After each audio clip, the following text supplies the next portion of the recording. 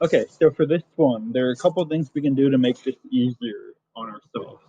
So the first thing we want to do, or at least in my opinion, I want to put it in the correct format. So I want to move this x squared term to the front.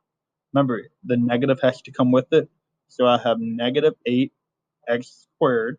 And remember, there's nothing in front of the 2, it's positive. So I have plus 2. Okay, now that I have this, what I want to do, I look at it, is there anything I can factor out of these two terms? Okay, so they have a 2 in common. So I can pull this 2 out, and that leaves me with negative 4x squared plus 1.